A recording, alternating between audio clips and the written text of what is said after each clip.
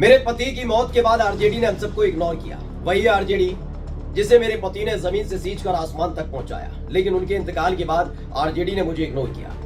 ये दर्द हल्का था हिना साहिब का। हिना साहिब कौन? शहाबुद्दीन की पत्नी। जी हाँ, सीवान वाले शहाबुद्दीन, जिन्हें बिहार का एक बहुत बड़ा बाहुबली कहा जाता रहा, वो भी तब जब लालू प्रसाद यादव सत्ता में रहे। एक समानांतर सरकार चलाने का लगातार आरोप शहाबुद्दीन पर लगता रहा, लेकिन 2021 में इंतकाल के बाद आरजेडी और शहाबुद्दीन के परिवार में दूरियां हाई में तब्दील हो गई थी। लेकिन लोकसभा चुनाव में जिस तरह के हालात आरजेडी के सामने बने, उसके बाद लगातार माफिया और बाहुबली से तौबा तौबा करने वाले तेजस्वी यादव भी शहाबुद्दीन के परिवार के पास न केवल पहुंचे, बल्कि आगे आकर शहाबुद्दीन के बेटे उसामा को टिकट देनी पड़ी है। आपको बता दें कि उत्तर प्रदेश के साथ साथ बिहार में भी 4 विधानसभा सीटों पर उपचुनाव होने जा रहा है। इन उपचुनाव में जीत दर्ज करके तेजस्वी अपना लुहा मनवाना चाहते हैं, लेकिन वो समझ गए ये सब संभव नहीं हो पाएगा जब तक शहाबुद्दीन के परिवार के साथ खड़े ना हो। और आखिरकार वही करना पड़ा जो एक वक्त में अखिलेश यादव ने किया था, और बाद में उसी चीज पर यू टर्न लेना पड़ा। आज एक पूरी खबर दिखाने जा रहा हूं। नमस्कार, मैं हूं प्रज्वल गौतम और आप देख रहे हैं खबर चौक। बिना देर किए दोस्तों, मैं एक तस्वीर आपको दिखाना चाहता हूं। वो तेजस्वी यादव ने ट्वीट की है। उस तस्वीर में आपको काफी कुछ नजर आएगा। इसमें आपको नजर आ रहे होंगे तेजस्वी यादव के साथ आपको लालू प्रसाद यादव भी नजर आ रहे होंगे। एक महिला है, वो भी आपको नजर आ रही होंगी, और एक लड़का, युवा लड़का भी नजर आ रहा होगा। आप पहले पहचान गए तेजस्वी यादव को, लालू प्रसाद यादव को आप पहचान ही गए होंगे, हिना साहब को भी आप पहचान गए होंगे। शहाबुद्दीन की पत्नी है, और जो बराबर में लड़का खड़ा है, इनका नाम है उसामा।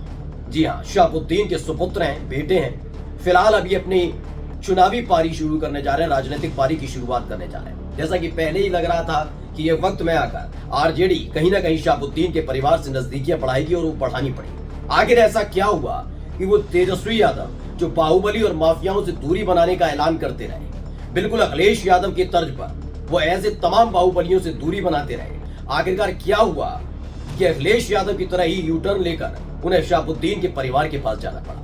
एक एक खबर दिखाऊंगा, इस चित्र से जुड़ा हुआ, एक एक तस्वीर से जुड़ा हुआ, चेहरे पर मुस्कान से जुड़ा हुआ। लेकिन तेजस्वी यादव का पहले ट्वीट पढ़िए। जीत रहे हैं हम, जीत रहा है बिहार। ये तेजस्वी यादव ने उस वक्त ट्वीट किया जब उन्होंने 4 तस्वीरें एक साथ जारी की थी। अब इसको लेकर जो खबर है, पहले उस खबर को पढ़िए क्या हुआ। ये खबर नवारा टाइम्स ने छापी, और क्या लिखा? शहाबुद्दीन के बेटे उसामा शहाब आरजेडी में शामिल, लालू यादव ने दिलाई मां बेटे को सदस्यता। खबर क्या है? बिहार उपचुनाव की वोटिंग से पहले बड़ा सियासी खेला हुआ। बिहार के बाहुबली नेता रहे पूर्व सांसद मोहम्मद शहाबुद्दीन के बेटे उसामा शहाब आरजेडी में शामिल हो गए। लालू प्रसाद यादव और तेजस्वी यादव ने उन्हें और उनकी मां हिना शहाब को पार्टी की सदस्यता दिलाई। यह कार्यक्रम पटना के 10 सर्कुलर रोड स्थित राबड़ी आवास पर हुआ। इस दौरान आरजेडी के वरिष्ठ नेता अब्दुल बारी सिद्दीकी भी मौजूद रहे। आपने उनको भी देखा होगा, साथ में खड़े हुए थे। अब इसमें क्या बताया गया, जरा देखिए। उसामा और हिना शहाब आरजेडी में शामिल। 2025 में बिहार विधानसभा चुनाव होने वाले हैं और अभी से राजनीतिक सरगर्मियां तेज हैं। बिहार में मुस्लिम वोट बैंक काफी अहम है और सभी पार्टियां इसे साधने में लगी है। ऐसी अटकलें थी कि कुछ मुस्लिम वोटर आरजेडी से छिटक सकते हैं, इसलिए आरजेडी ने हिना शहाब और उनके बेटे उसामा को पार्टी में शामिल करके यह संदेश देने की कोशिश की कि वो मुस्लिम समुदाय को साथ रखना चाहती है। आखिर ऐसी क्या जरूरत पड़ गई कि उसामा शहाब और हिना शहाब, जिनकी फिक्र, जिनकी चिंता, जिनके बारे में कोई जानकारी लेने से भी कतराते थे तेजस्वी यादव, अचानक से करना पड़ा? आपने हाल ही में लोकसभा चुनाव के नतीजे देखे होंगे। यकीन मानकर चलिए, किसी को अंदाजा नहीं था कि समाजवादी पार्टी देश की तीसरी सबसे बड़ी पार्टी बन जाएगी। अखिलेश यादव की पार्टी के कई नेता भी इस बात को कहते थे कि अगर 10 सीटें भी जीत ली तो बहुत बड़ी उपलब्धि होगी। लेकिन देखिए, 37 सीटें समाजवादी पार्टी ने उत्तर प्रदेश में जीती। लेकिन जिनसे सबसे ज्यादा उम्मीद थी, यानी तेजस्वी यादव जिस तरीके से अति सक्रिय बिहार में नजर आ रहे थे, उसे देखकर लग रहा था कि बिहार की 40 में से ज्यादातर सीटें इस बार आरजेडी के खाते में जाएंगी। लेकिन हालात बहुत बुरे रहे। इस बार भी जनता दल यूनाइटेड का, इस बार भी बीजेपी का जादू चला, और ऐसा चला कि आरजेडी उसकी आंधी में उड़ गई और 5 की 5 सीटें जीतकर चिराग पासवान ने भी 100% स्ट्राइक रेट दिया। यानी कुल मिलाकर आरजेडी इस वक्त अपनी वजूद की लड़ाई बिहार के अंदर लड़ने पर मजबूर हो गई है, वो भी तेजस्वी यादव जैसे एक तेज तर्रार नेता होने के बावजूद भी। ये सब हुआ कैसे, क्या हुआ और पिछले कुछ दिनों से क्या हुआ और क्यों शहाबुद्दीन के परिवार के पास जाना पड़ा, उसकी एक एक खबर डिटेल के साथ मैं आपको बताने जा रहा हूं। दरअसल हाल ही में आपको पता होगा कि हिंदू स्वाभिमान यात्रा निकाली गई मोदी सरकार में मंत्री और बीजेपी के वरिष्ठ नेता और बेगूसराय से बीजेपी के सांसद गिरिराज सिंह की तरफ से। गिरिराज सिंह ने लगातार अलग अलग तरीके से बयान दिए जो सीधे सीधे विशेष समुदाय या यूं कहा जाए मुस्लिम समुदाय के खिलाफ प्रतीत होते हैं। अररिया के जो सांसद है उनका बयान तो सबने सुन ही लिया। इन सब के बीच अभी हाल ही में तेजस्वी यादव का एक बयान आया था। तेजस्वी यादव के बयान ने यह जाहिर कर दिया था कि आरजेडी सीधे तौर पर अब बीजेपी की पिच पर खेलने लगी है, जो गलती पहले भी ये तमाम विपक्षी पार्टियां करती रही हैं, वही काम फिर से होने जा रहा है। दरअसल उस समय गिरिराज सिंह पर हमला बोलते बोलते तेजस्वी यादव ने सांप्रदायिक सौहार्द का जिक्र तो किया, लेकिन आखिरी लाइन में कच्चा खा गए।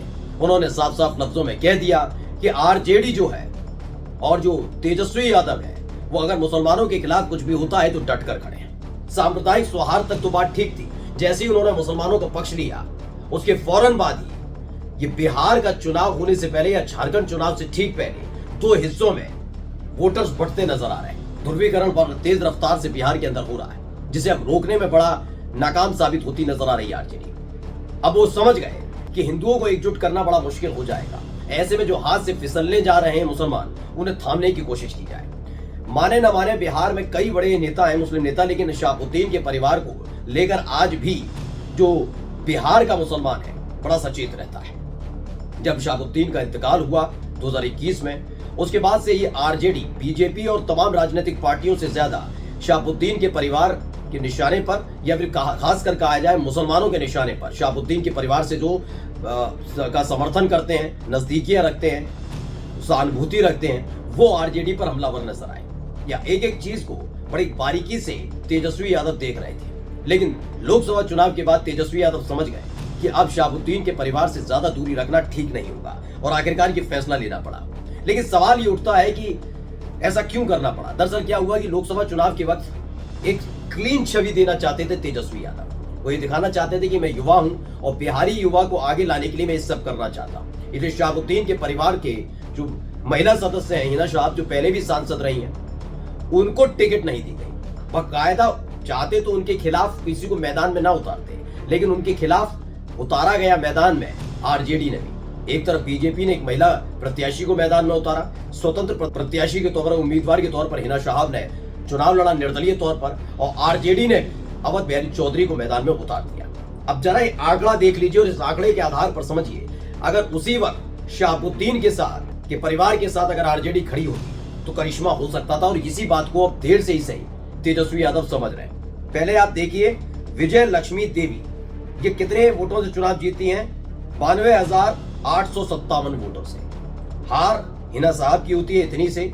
अब जरा इसमें देखिए अवध बिहारी चौधरी के, जिनको वोट मिले कुल 1,98,823। अगर दोनों मिलकर चुनाव लड़ते, यानी कि हिना साहब को आरजेडी प्रत्याशी बना देती, तो आसानी से ये सीट आरजेडी के खाते में आ सकती थी, लेकिन नहीं किया गया। एक साफ सुथरी छवि देने की कोशिश में तेजस्वी यादव ने वो दाव चल दिया, गलत दाव, जो पूरी तरह से विफल साबित हुआ।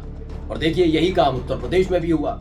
कभी अतीक अहमद, कभी मुख्तार अंसारी का परिवार, इनसे दूरी बनाने की कोशिश हुई और आखिरकार क्या करना पड़ा?